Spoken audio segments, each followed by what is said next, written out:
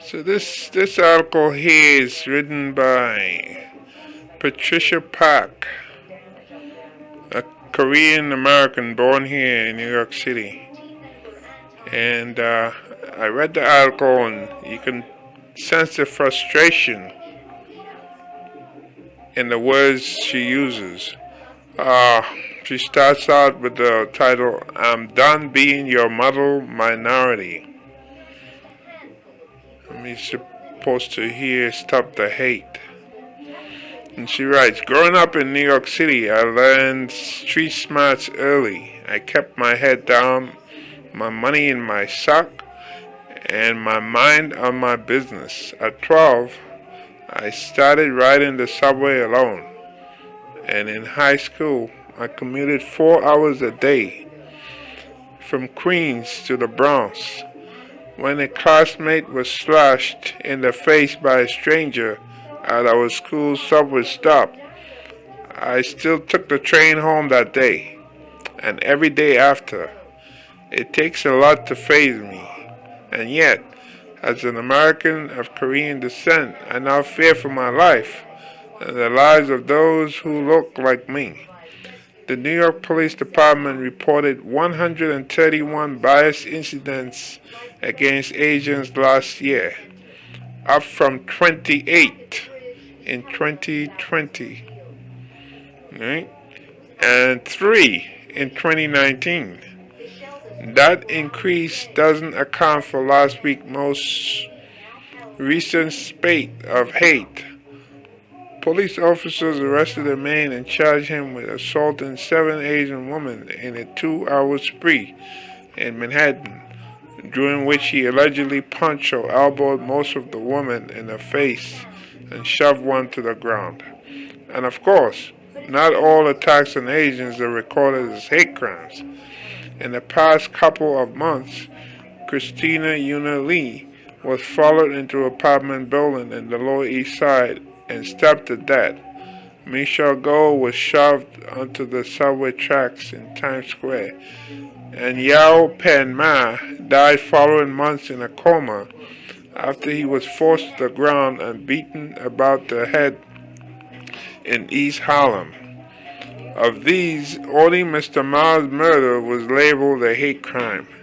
In February, a Korean diplomat was punched in the face near K-Town, the Midtown Manhattan neighborhood, where Korean businesses are clustered. In January, Hua Win was punched several times in the head on her way to buy groceries in Clinton Hill, Brooklyn. Just this week, a 41-year-old Asian man's face was slashed on a subway train in Lower Manhattan. All of these attacks were unprovoked, and there were others, too many to name them all here. No person deserves to live in fear of physical attacks, but sadly, fear is the state of the union for many in the Asian American community, Representative Grace Meng of Queens said last week. Asian Americans continue to be victims of senseless violence as we are scapegoated for the spread of COVID-19.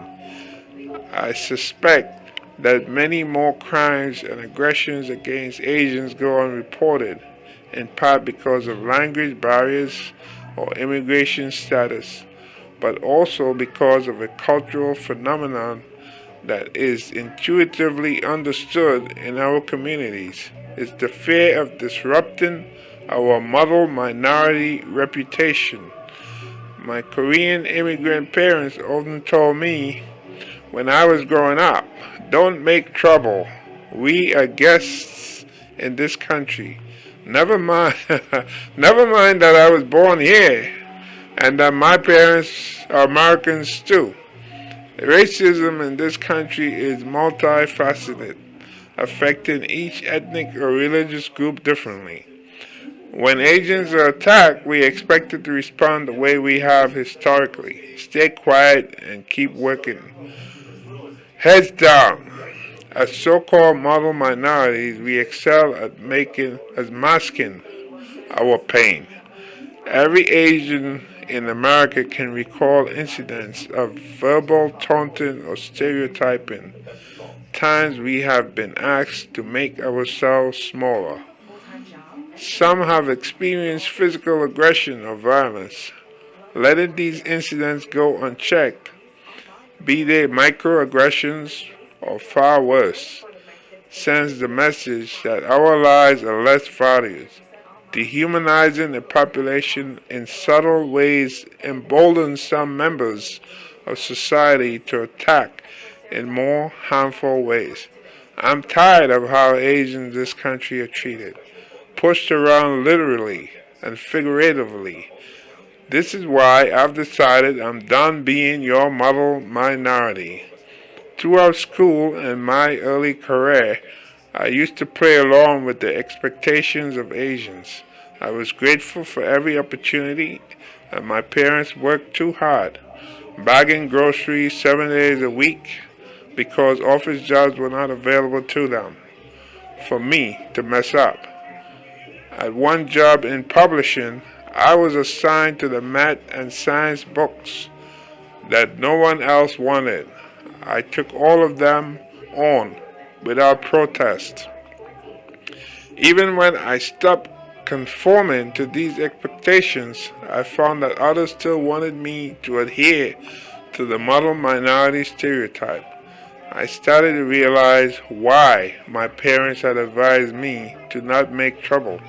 If I voiced any dissent, I was met with contempt and aggressively put in my place. Nobody likes it when you play against type. As the Pulitzer-winning author Viet Thanh Nguyen puts it, Asian Americans still do not wield enough political power or have enough cultural presence to make many of our fellow Americans hesitate in deploying a racist idea. A paradoxical feature of the model minority is our simultaneous invisibility. When we are quietly working in the background, head down, and our hypervisibility when we become easy targets. I'm tired of feeling terrified. This weekend at my niece's first birthday party in Queens, a celebration in Korean culture as big and joyous as a wedding, the table talk with family and friends was about how scared we are for our elderly parents. We are frustrated at how quickly non-Asian folks discount the role of race when they have not lived in our skin. We are tired of being perceived as weak, easy targets ripe for the pushing.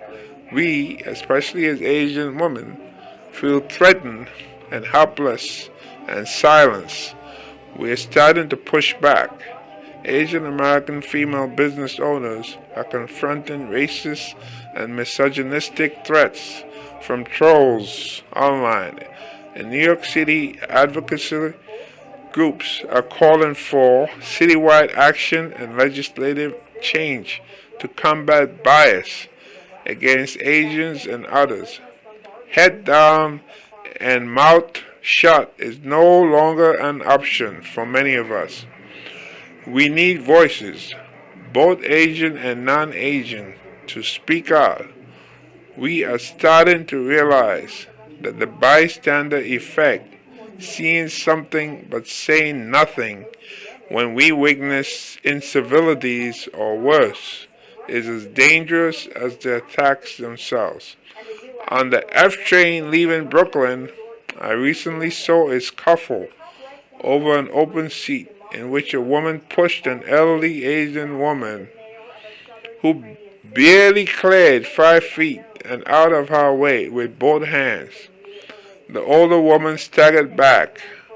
The taller woman took the seat. I spoke up. "You don't have to push her." Then I looked around the train car, trying to enlist the help of other riders, but they all shuffled their papers and stared into their phones. Nobody met my eye. And to think, and the train, by the way, even on the bus also, uh, they oblige you to give up the seat to the elderly, to the disabled, or people who have, let's say, who are handicapped. You see, so from what she describes here, this elderly Asian woman, definitely you could see that she was elderly, and she was pushed by a much stronger woman.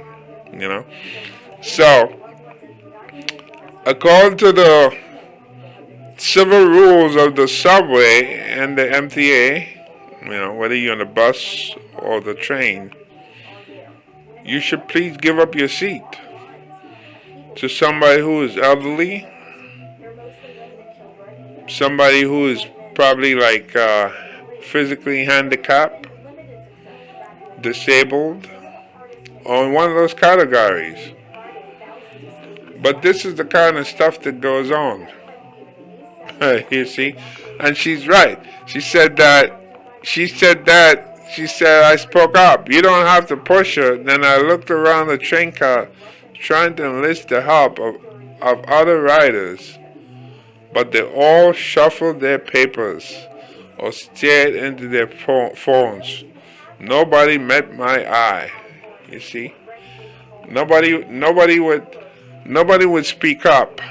It's crazy. I remember years ago I was in the train and there was this young lady, a black young lady. She's probably, I don't know, maybe late teens, early 20s. And there was an elderly black man sitting next to her. He looks like he was in his 80s. And he had his hand in her like he was massaging her. And to me, she looked uncomfortable. So I was standing there and I was observing. And I couldn't help but I asked. I said, do you know this man? I looked at her. I said, do you know this man? And she said, no, I don't know him. And I said, mister, get your hands off of that girl right now. And that's exactly what he did. He removed his hand. Sometimes you have to speak up. I mean, yeah, he was an old man, but, But the whole idea is that I guess she was so in shock, thinking, here's this old man. He could be, I don't know, maybe a grandfather, a great-grandfather, and he's touching her. Maybe she felt this guy was, needed confidence. She didn't know how to respond to him. So she let him be. But to me, that was definitely inappropriate. And I asked her, do you know this man? And she said, no, I don't know him. So, that's no excuse whether you're old or what have you, and you're sitting next to somebody young. That's no excuse to engage in sexual misbehavior. No excuse to say I'm an old man and I'm sitting next to a young woman, so here I go with my hands. No, that's wrong. And in the case of the elderly Asian woman, the woman who pushed her, who had enough strength, she should at least given that woman the seat.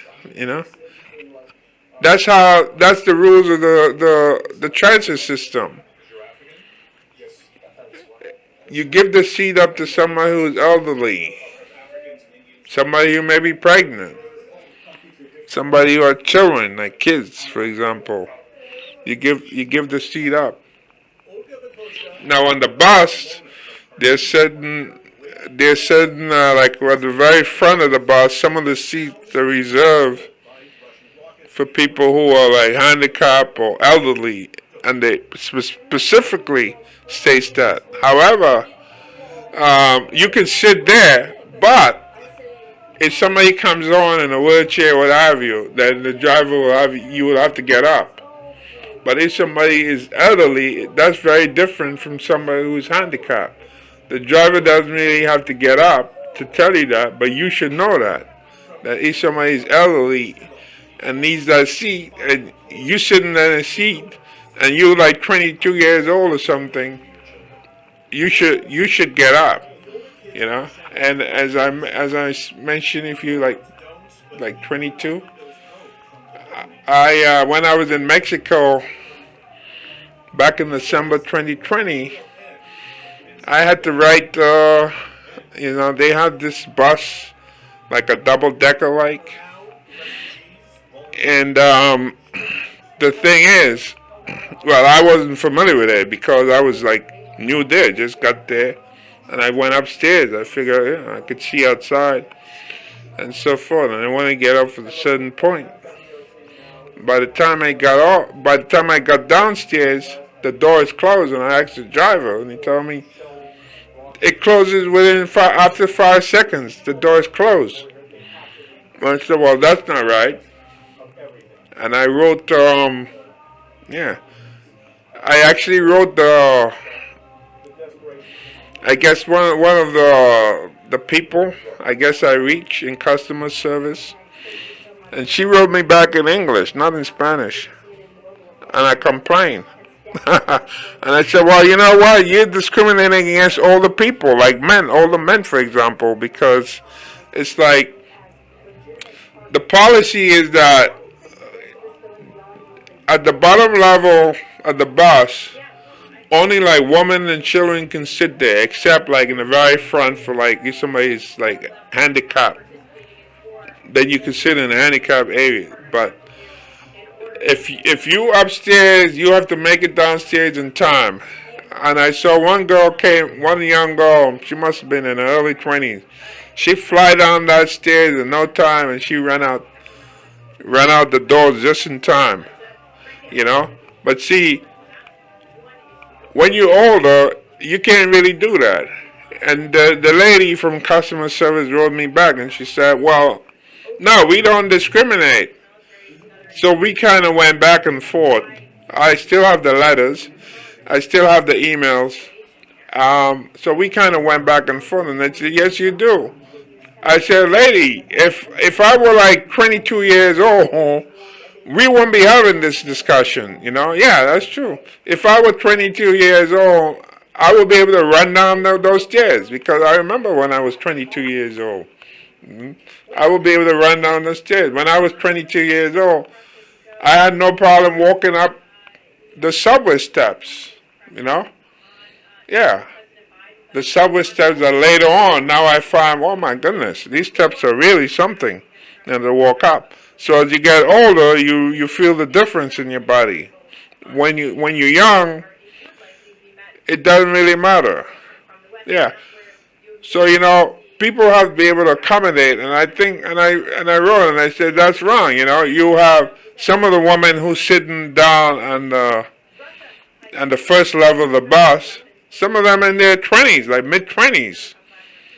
And the whole idea is to say, well, women, they've been, I guess, they've been like abused, or it's to stop abuse against women in Mexico, you know. But one thing I got to say I was in Mexico City.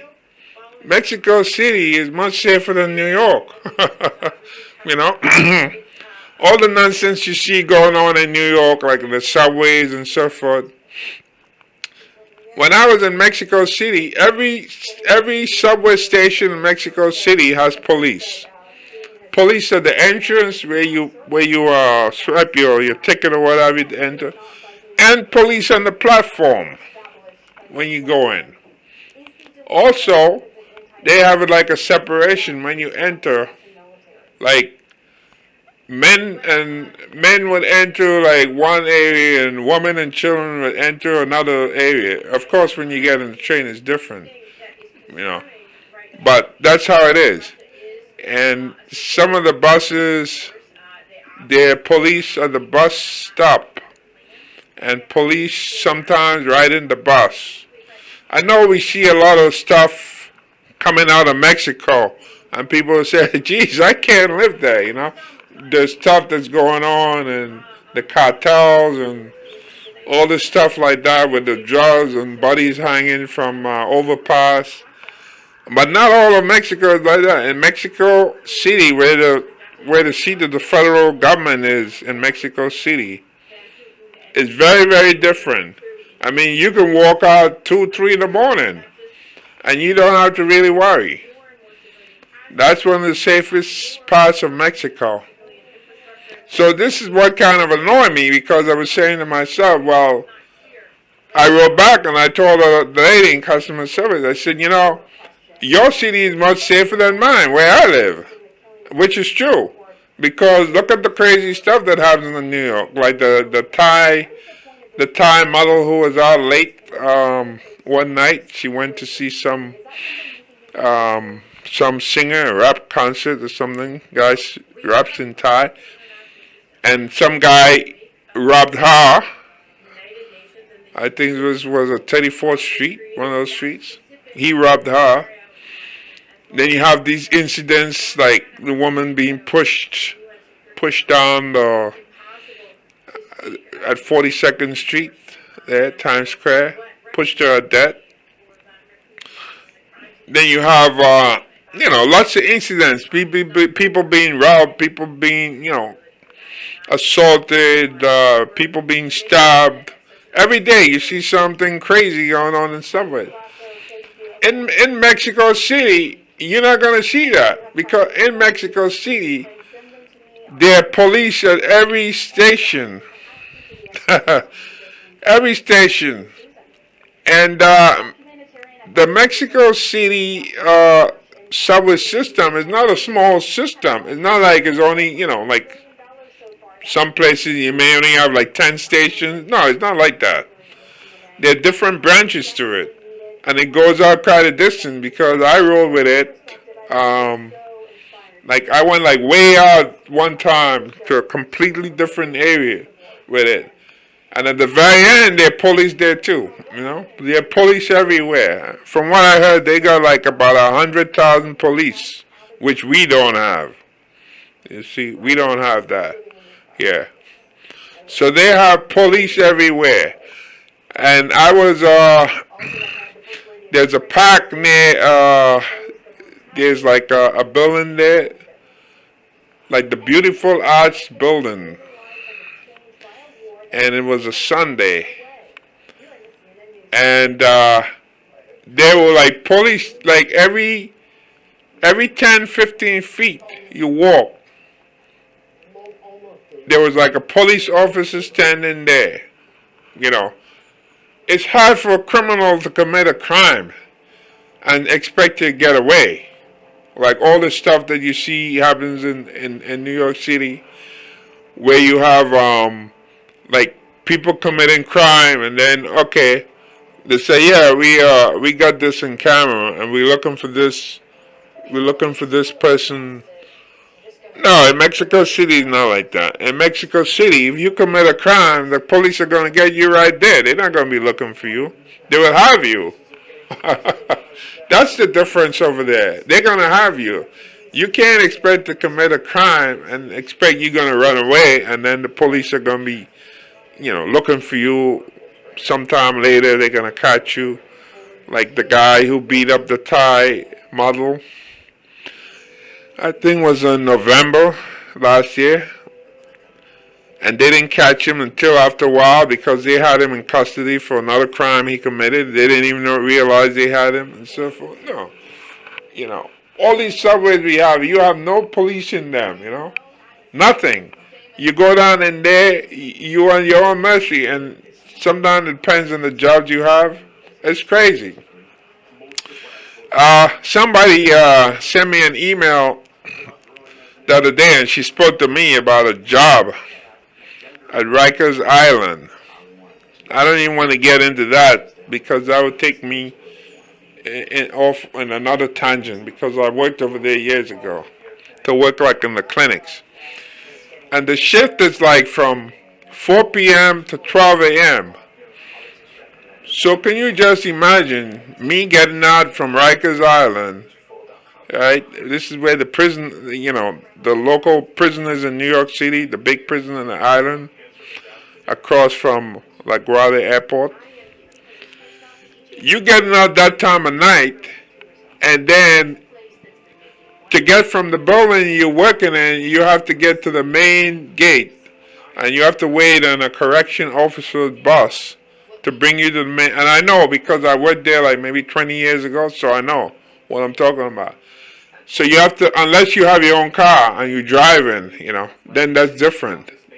But if you don't have your car and you have to wait until the bus comes around, picks you up, right, and then drop you at the main gate, and then you have to wait for a bus to take you from Rikers Island, and then take you out to like Queens Plaza, for example, and then from Queens Plaza, you get in the subway or bus to take you home. Can you imagine the time I would arrive home, just like this lady in the article said?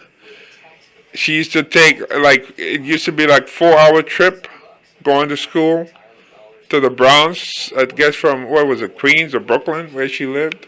Yep, that's how it would be. So, no way. I'm not going to do something like that. I reached a point in my life where, luckily, I don't really have to go out there and work like that. Sure, I'll work, but it's something would be convenient or something that I would like doing. But there is no way I'm going to go to Rikers Island and work. But the whole point is that this city that we live in here, the whole idea going in the subway and all this stuff, people don't really follow the rules.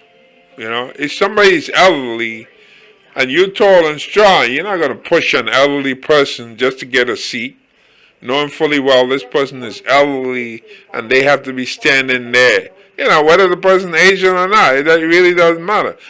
The point is, this person is elderly and you should give them priority. And if you're sitting, you should get up and give them that seat.